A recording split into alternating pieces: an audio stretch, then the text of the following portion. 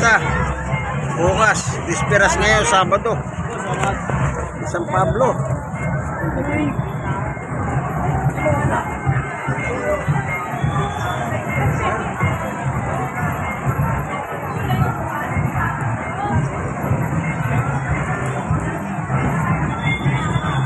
Parto na ito, parto.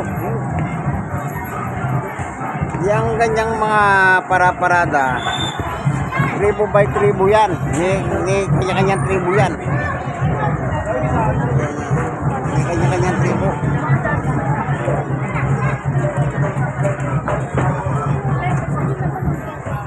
Dahil lang, natatraffic kasi sa unahan. Masyadong marami. Haba.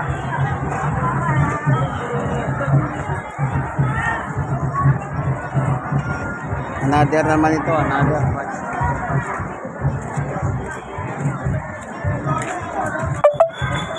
Bakit kayo dyan pa?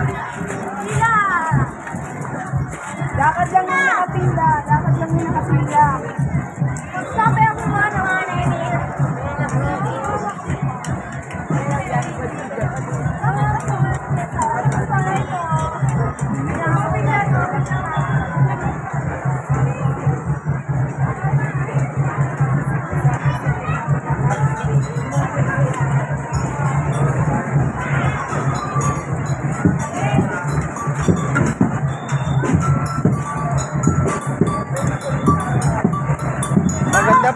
Maganda pala nata-traffic eh. Maganda yung traffic. Marami bumibili.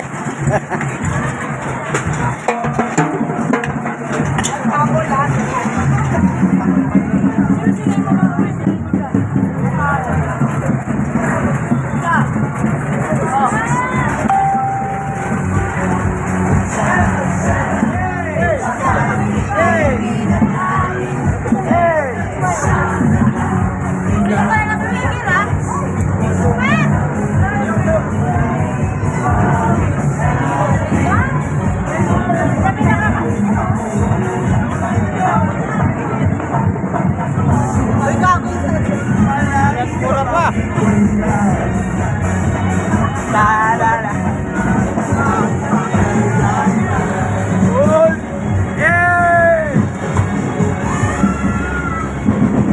Religious, ibang tugtugan. Wala na. Ang klase.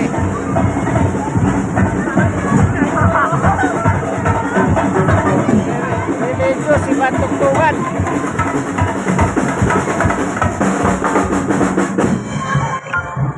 Nakapagtataka, no? Yan ay tungkol sa reliyon, pero tugtugan iba.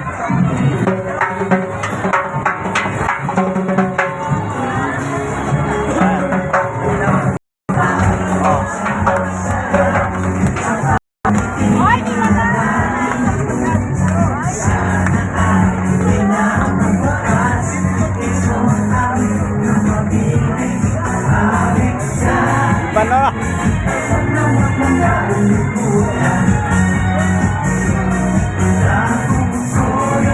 Mana?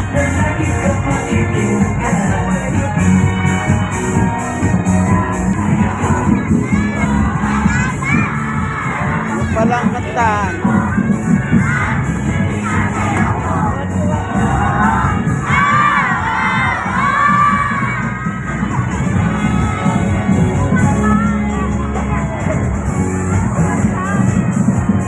Yan palang kanta na yan, sa kapitbahay pala. Akala ko nila sa kanila eh.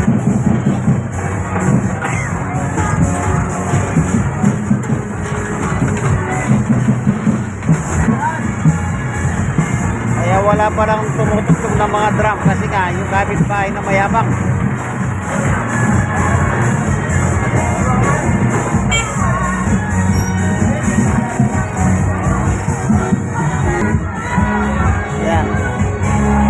Religious yan, pero yung kapitbahay namin siya pala nagpapatutog ng mga rock, which is hindi maganda tingnan.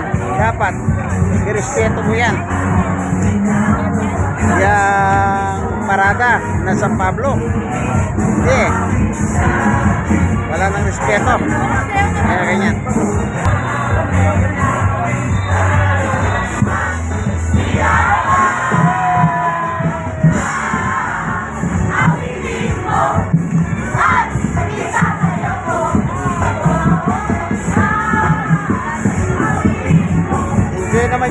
kabataan, sumasayaw, sumasabay sa kanta.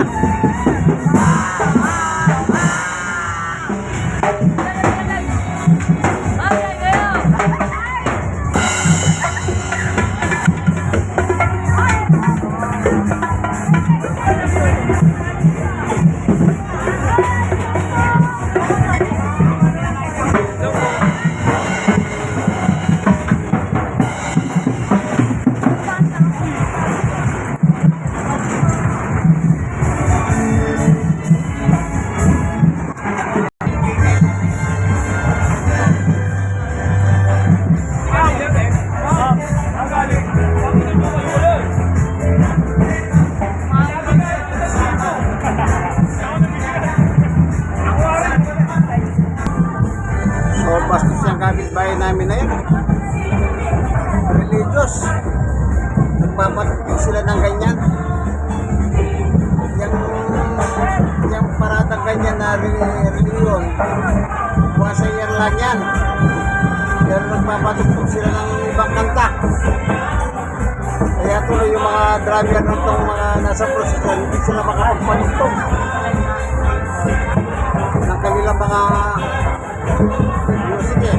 Kala pa nila sila yung patugtog na ganyan. Ako kaya religious pero yung kanta taliwas. Yung pala sa mayabang namin kapitbahay yan. Talagang mga bastos na pamilya yan.